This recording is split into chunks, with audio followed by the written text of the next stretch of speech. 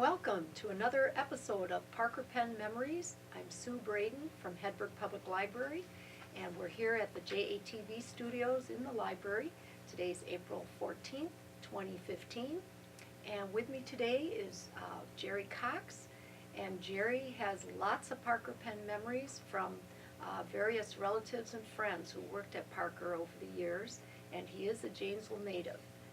Jerry, thanks for being with us today. I really feel it's an honor to talk about something that played a part in my life. Yeah.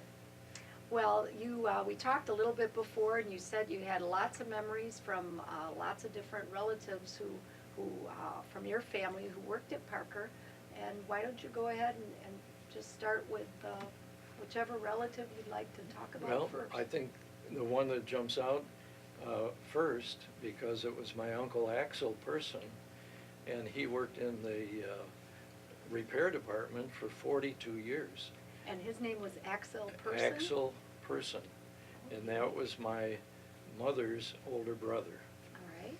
And I think of Axel because he just was a neat guy, and always liked to tell us how he water skied right up till he was in his 60s, and he was just an athlete. And I ended up inheriting his golf clubs, which was was a whole different story. Oh, well, that's a anyway, nice thing.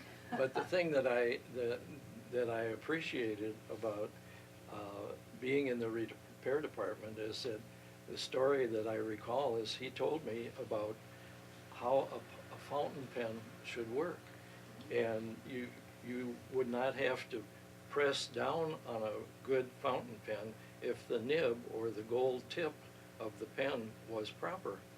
And I ran into a family in Jefferson with my work, and she said, I got a Parker pen and it doesn't write very well. And I said, let me take that to my Uncle Axel and see if we can get it to work good. And when I took it back to her, just the weight of the pen only was able to write on paper, like if you held a pen like that, and just the weight of the pen, it would write. And that was a good, well-made Parker pen, fountain pen. And so when I took it back to her, she was real happy about that. And that's my one memory about Axel, and how he was proud to make sure that Parker pens worked the way they were supposed to. And what time frame was Axel there, Jerry, do you think? Well, it would have been Before World War II? Well, I'm thinking that he was kind of wrapping up his career there when, like in the 50s, when I started with my company and was over in Jefferson, and that was 57, 58, 59, and then in the 60s. But 42 years, that covered quite a bit of those early years. It did, and that was quite a interesting time frame too for Parker. So he may have worked with George, the founder, if he started, because George was, the founder passed away in 1937. I'm sure that, yeah. So he that would have been known George and Kenneth and Daniel too. Yeah, that's for sure. And what other memories do you have? Well, the fun memory, I think, was my dad was a sign painter, as I mentioned earlier, because he painted the letters on the Parker airplane. But he also, I think when you're a sign painter, if business is a little slow, you find yourself looking for other things. And he did work for the Parker Pen Company in their fuse plant. Oh. And that was on River Street, down by Harris Ace Hardware. Oh, that's right. And he was a guard, and at night. And the thing that I remembered about it so much is that I took his lunch down to him one night, and I don't know if you remember Andy Griffith and Barney Fife, Mhm. his deputy. Sure. Well, my dad was about 5'5", and he had a gun and holster when I went down to a fuse plant to bring him his lunch. And he reminded me of Barney Fife Oh. because, and I was almost tempted to ask him if he had a bullet in his shirt pocket. And I talked to my brother today, and that was the thing he remembered about our dad, and that he just looked so out of place with a gun and a holster. Mhm. But that was his job at the time, to be a guard at the plant. And the other one, he worked on 4th floor. Okay. And I think that was more of a polishing, getting the pens, finishing the pens. And it was mostly women on that floor, but he got a job there I don't think he was there maybe a year or so. Mhm. But that was another memory. I was thinking, well, Barney Fife, my sister Sue worked at Parker Penn, and she worked under Ann Nazer. Oh, I I've heard don't know if name. that name's familiar. And Carol Fitzpatrick worked at Parker Penn, and she was a good friend of my sister's. And she told Ann Nazer that if she wanted a good worker, she should hire my sister Sue. Oh. And she did. And the nice part about that was she ended up meeting her husband there. Oh, Yeah. that's nice. So, and it was a good experience. And he passed away a while ago. But Dick Peters had been at Parker Penn for quite a few years also. Okay. So those were happy things. Now, John Fredendahl, or I don't know if that was the pilot's name. I was thinking that I'm not sure, but that sounds familiar. the Fredendahl name comes back to me as being the pilot for the Parker Penn plane. And that was the Parker 51 plane, do you think? Well, that was my recollection of it, Mhm. and somebody will probably correct me that it wasn't necessarily, but 51 was a date that has memories for me, because I graduated from the class of 51 at Janesville High School, and we had the Parker 51 on the front of our yearbook. Yes, and in front of the Parker building, too. Yeah, right, that's the courthouse, Mhm. Court Street, not courthouse, but the Court Street entrance. And that was where on the 4th floor, they had that department that my dad worked in. And what was your dad's first name? Roy. Roy Cox. Roy Cox, Okay. yeah. Roy McKinley. I don't know if it was after a president or whatever. Okay. And then he had a brother, Lee, and so my middle name is Leroy, All right. after my dad and my uncle. And did your dad retire from Parker? Did he have a? No, actually, he didn't spend enough years at Parker to retire from Parker, but he continued to have his sign shop. It was called Super Sign Service. Oh, all right. And those that remember early Main Street would remember Bueller's Meat Market, and his sign shop was just above it, and across the street was Ross's Art Shop and places like that. So was he there at the same time as your uncle, for part of that time? Pretty much, yeah. Okay. Those were the years. Yeah, All they right. were both born around the turn of the century. I think Axel was born in 1898 and my dad in 1902. So would your dad have been at Parker when you were graduating high school in 51? That would be About right. pretty close Okay. timing, yeah. All right.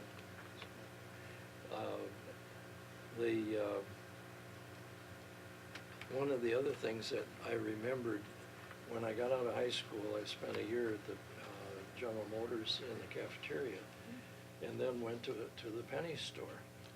And one of the things that makes everybody think about the Parker Pen as a promotion, they had what they called peso days. Oh, I've heard of that. I'm And, familiar with that.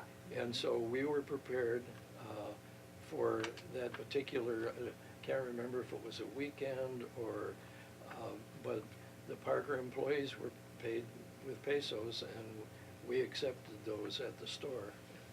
I think at the time I was managing the men's department At Penny's. at Penny's, when it was downtown. Right. You know, so, And that was quite an event where, you know, they paid the employees at Parker Penn in pesos. yeah. And that was a promotion for one of their pens, wasn't it? Or was it, It might be, been more for the outreach of selling pens, other than in the Sure, United States. that would make I sense. think we, at the time, there was even a parade that was quite colorful. That sounds familiar, and we can do some research on that and find some Yeah, pictures. I think there'd be and some add. really nice, Mhm. in fact, I think Peso Days was filmed by Bill Holmes. Okay. Bill Holmes was a world traveler, and he would bring his films, 16 millimeter. Mhm. They said Sure. if they were 32 that he would have had them in the theaters, but he traveled the United States sharing his films with high schools. Oh. And he'd put on programs, Mhm. the specials, we used to call them, now I can't think what we used to, special assemblies. Right. And, Mhm. and he would not only share the movies that he had taken from different countries and Mhm. islands, but he would also bring the clothing from those areas, Oh. and then have the students Model them? model them during Oh. his program. Oh, that's so And that was interesting. fun, but if I remember right, when they had an auction at the Holmes, when the family home up on, I think it was Atwood, that they were auctioning off some of his films. And I took them to the historical, Society? because I didn't want them to get lost in my family things, and so Mhm. I vaguely remember that the Peso Day was one that Bill Holmes had captured. Oh, I'll have to do some research on that. That Yeah, would be interesting. And I think that's why it became so colorful in my mind. Now, Jerry, when people came to JCPenney then to make their purchases and they used their pesos, what did that involve for you? Do you remember? It's so vague in my mind right now. I just knew that, and back then they probably told me what the values were. Sure. But if I looked at a peso today, it probably wouldn't be something that I'd recognize. Right. Yeah. Right. Oh, So, that's a great memory. yeah, That's so- fun. And then I got married right out of high school, and my mother-in-law, who came here from Germany, and worked as working in homes to her aunt was able to find her a job in one of the homes up by the courthouse. Oh, okay. And that made it possible for her to come here. Mhm. And she worked at Parker Penn, I think somewhere about 20 years maybe. And what was her name, Jerry? Sophie Brueggemann. Sophie Brueggemann. Brueggemann, yeah. And her maiden name was Antel. Okay. But she was a little spitfire and just quite a wonderful lady. Mhm. And I can't remember if she would walk a black bridge to, she lived on Garfield and Okay. then walked home Yeah, we've from had there. some others who lived on Garfield and walked to Yeah, Parker. Yeah, I was trying to think. Well, anyway. Do you know what department she worked in or what her job? Was she in a I- factory maybe? It was in the factory, but I'm not sure just what her specific job was. But it seemed to be something that she enjoyed doing, and it made, her husband worked at GM, and then she spent her time at Parker. That's so interesting. We talked about that at our program last fall, how a lot of people's families had both General Motors and Parker Yeah, members. yeah. So, but just the whole idea of having a company that went worldwide, and to have presidents using Parker pens to Yes. sign important documents. Yes. It just makes you, and then from Janesville. Well, where's Janesville? Oh, Right. well, not too far from Madison. Right. But where's Madison? But it's nice to have recognition, even around the world, for a product that's made here by people that we're proud to be doing that. Yeah. So. And Jerry, I see you have a couple of Parker pens in your pocket. Well, I had these in my desk drawer, and my mother-in-law, like I just mentioned, Sophie, gave me a set. I think it was a birthday, or but anyway, I've been they're a nice prize that I've treasured over the years. I don't use them as much as I used to, and I guess when I was selling insurance, I was using them all the time. Okay. Have you the fountain pen and the ball pen? Yeah, this is the ballpoint here. And which pen is that? And then this one is the fountain pen. And if it had ink in it, it would write just on the weight of the pen. And is that the pen that's called the Sterling 75? Yeah, yeah. And one of the things when I first started with selling insurance, you had to fill out the applications with a fountain pen. Oh, you did? Yeah. Apparently at that time, duplicating the applications, they copied better. And then I think as they become much more legible with ballpoint, then we were able to go to the ballpoint. Oh, that's interesting. But I kind of missed the fountain pen and filling it up with the ink, Parker ink. The process. Yeah, just going through it seemed more so official, to have a fountain pen. Right. Yeah, just very special. Well, Jerry, are there other memories you'd like to share, or anything in particular? Well, I had notes here, and I think I covered all the people. I did have, my brother shared something with me, and I don't know if she was working for, I think it was like the telephone company. And who's this? This would be my brother's wife. Your brother's wife. And this okay. goes back some years ago, and she worked for a while for the telephone company. And he told me, he said she'd come home crying. She had a lady boss, and she didn't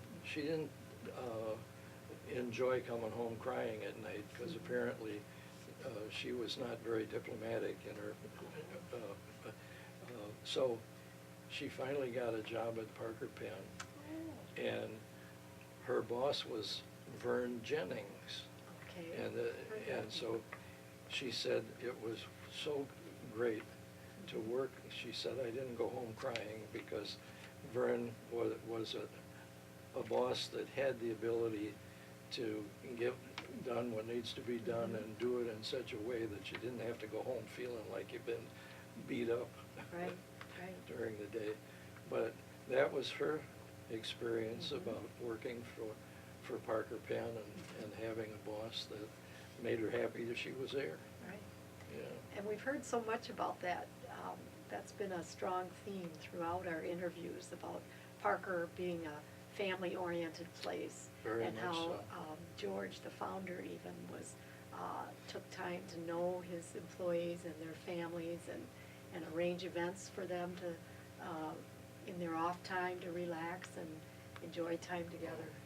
You know, it made, I think that's a special quality, that when a company can have you feel that you're a part of it, rather than just go home and work and go home and forget it. I think I covered, my brother mentioned something about piecework, and on the fourth floor,